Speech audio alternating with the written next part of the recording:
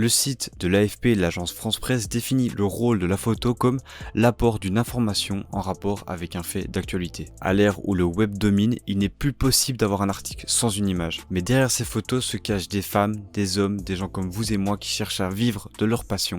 Je suis Maxence de Studio 520 et aujourd'hui on se met dans la peau d'un photographe de presse et plus précisément d'un photographe sportif. Allez, c'est parti. Alors, je m'appelle Bruno Failly, j'ai 52 ans bientôt, dans 10 jours. Voilà, et je suis photographe de presse depuis toujours. Bruno travaille pour Belga, l'agence officielle de presse belge qui a pour client la plupart des médias de Belgique. À côté de ça, il a également sorti un livre Arrêt de jeu, un recueil de photos qui n'est pas de son initiative mais plutôt celle de l'éditeur. Bon, moi, je suis un passionné de photo depuis que j'ai 11 ou 12 ans, depuis que mon grand-père m'a montré sa passion. À ma dernière année d'études, il y avait 15 jours de stage et je l'ai fait à Verdun. Avant, je voulais faire de la photo, mais pas spécialement de la photo de presse. Quand juin est arrivé, donc la fin de mon année scolaire, ils m'ont demandé si ça m'intéressait de continuer à travailler le week-end.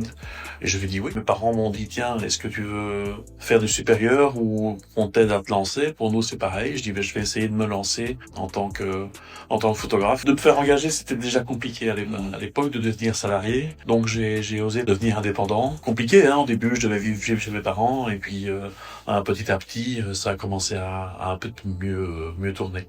À l'heure actuelle, tu es toujours en statut indépendant ou Oui, je suis toujours indépendant maintenant, oui. Et oui, surprise ou pas, mais Bruno est photographe indépendant depuis toujours. Selon un rapport de l'Academia Presse en 2023, un quart des journalistes sont sous statut indépendant et on considère également que la plupart des photographes de presse ont le même statut. On dit souvent des journalistes qui sont de faux indépendants. Pour le cas des photographes, c'est plutôt des vrais indépendants puisqu'ils travaillent pour des clients différents et qu'ils ont leur propre matériel. Je travaille à peu près à 85-90% chez Belga. Le reste, j'ai d'autres clients séparés. Généralement, quand le calendrier sort, au bout de quelques jours, Belga répartit entre plusieurs photographes les plannings. C'est vrai que par exemple, je suis beaucoup le FC Bruges depuis quelques années, y compris l'étranger. Je vais dans tous les clubs. Enfin, ce week-end-ci, j'étais à Saint-Tron, j'étais à Anderlecht.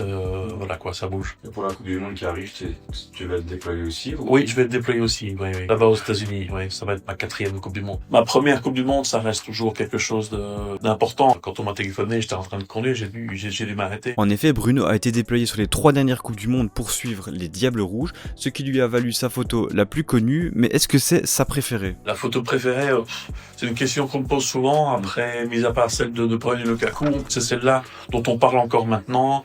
Quand elle est sortie, elle m'a vraiment échappé. Elle était en poster dans la chambre de gamins, des copains de mes enfants. J'essaie de faire toujours match prochain ma photo préférée. Et pour l'anecdote, alors qu'on faisait cette interview, cette photo en particulier a été postée sur le compte officiel de la Coupe du Monde pour hyper un peu la Coupe du Monde qui arrive. Ouais, je pense quand même que le match le plus fou, c'est Belgique-Brésil en Russie. On me dit, tiens, c'est pas Belgique-Japon. Oui, Belgique-Japon a forcément le truc de la remontada, tout ça. Battre le Brésil en quart de finale de Coupe du Monde, enfin, même dans mes rêves les plus fous, j'y pensais jamais. Est-ce que tu as encore des matchs que tu rêves de courir à l'heure actuelle? Oui, je pense que j'aimerais bien faire un classique argentin, River Boca, ou un Celtic Rangers, ouais. Et forcément aussi une finale de Coupe du Monde, s'il y avait le Givon, ouais. Si vous n'êtes pas familier avec la situation médiatique à l'heure actuelle en Belgique, il y a 2 grands groupes qui dirigent tous les médias francophones, IPM et Rossel. Problème, IPM est en grande difficulté financière, ce qui fait que les 2 groupes ont signé il y a 1 an un protocole de fusion des activités.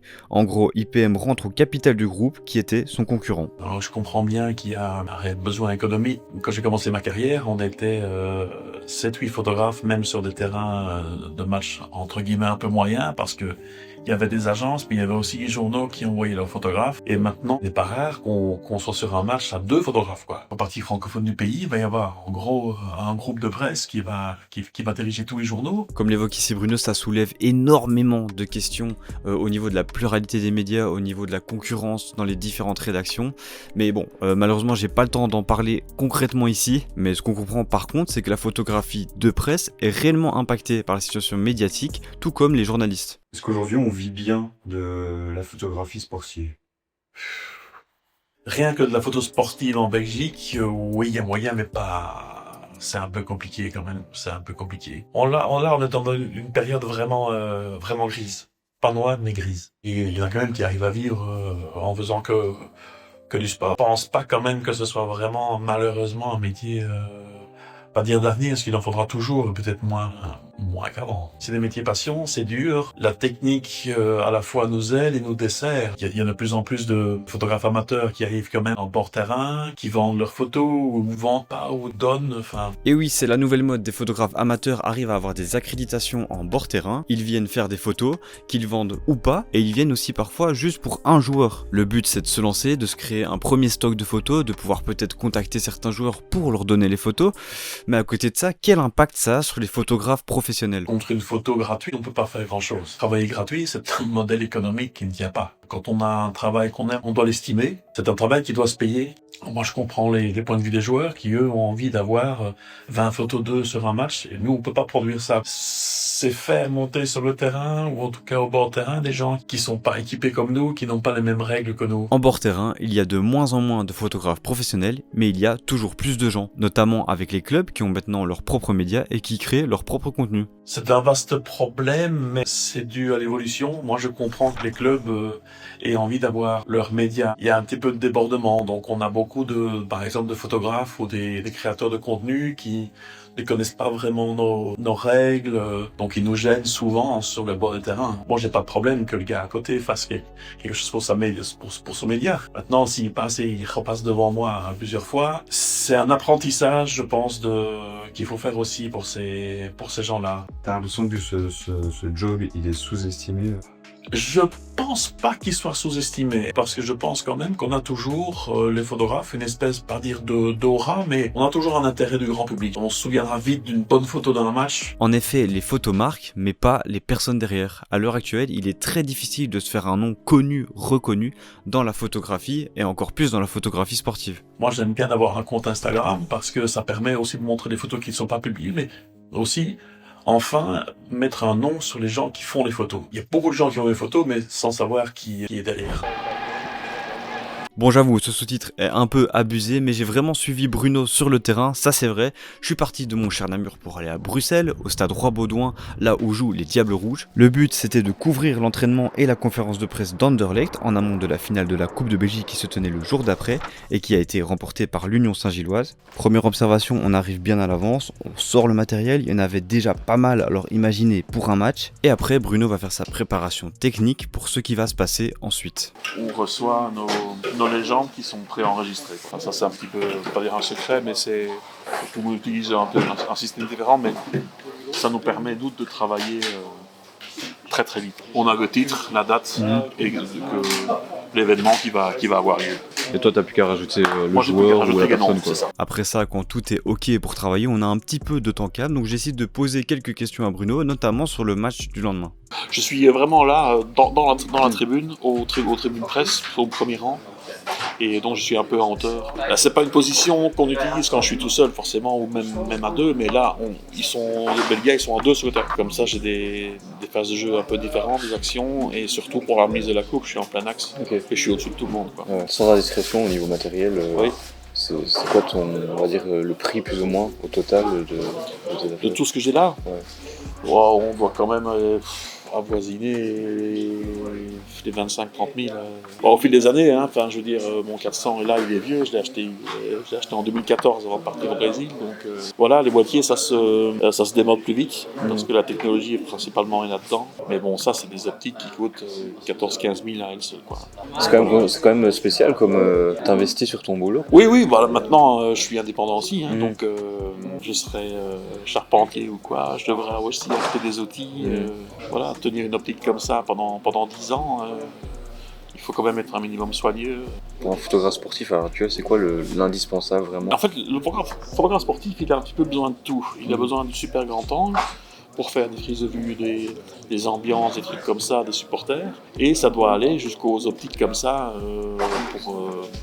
pour faire des phases de jeu relativement éloignées. Après, maintenant, c'est beaucoup de zoom aussi, quoi. Donc, Maintenant, c'est parti pour le show. On rentre dans la salle de conférence de presse avec les journalistes, les photographes, mais aussi des caméramans qui sont là pour gérer les différents lives. Le coach d'Anderlecht, Jérémy Taravel, et son gardien Colin Kozmans arrivent et répondent aux questions. Bruno mitraille, il bouge beaucoup, il prend des angles différents pour tout avoir, les bonnes émotions, un sourire, un air sérieux, et aussi la coupe qui finit par arriver et être mise en bout de table. Quand les questions sont terminées, une dernière photo avec la coupe, et après c'est parti pour envoyer toutes les photos.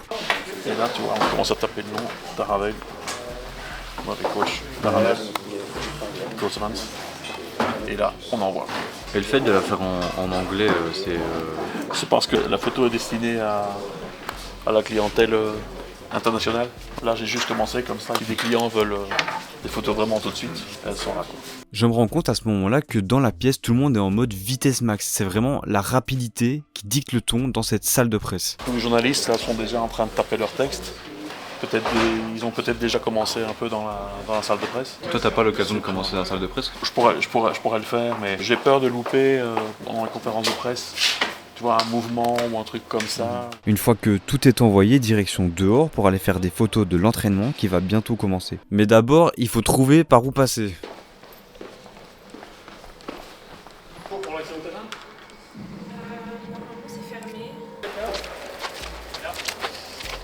Quand les joueurs arrivent, c'est le même principe. Une fois que l'entraînement est lancé, Bruno mitraille encore pour essayer d'avoir les bonnes photos des bons joueurs qui ont eu la bonne idée de se mettre à l'opposé de notre emplacement.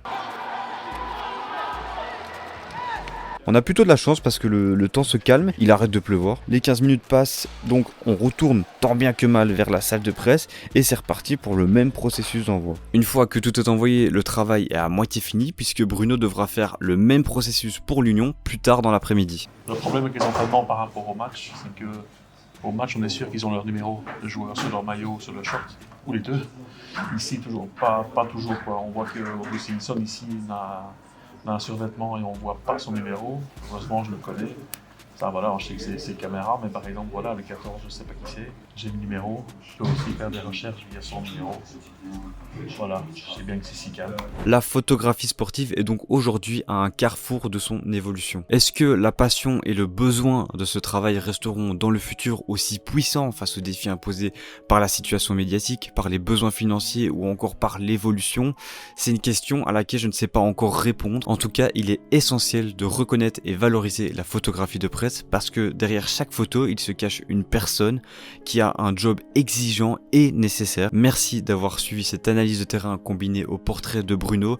D'ailleurs, je le remercie beaucoup pour son temps, pour sa disponibilité et sa bonne humeur. N'hésitez pas à réagir en commentaire sur les différents thèmes abordés dans cette vidéo. C'est très intéressant pour nous de voir ce que vous pensez de ce qu'on fait dans les vidéos. N'hésitez pas non plus à vous abonner et à suivre nos différents réseaux, que ce soit sur Instagram ou TikTok, là où on poste aussi d'autres histoires un peu plus courtes, un peu plus légères. C'était Maxence de Studio 520. Ciao!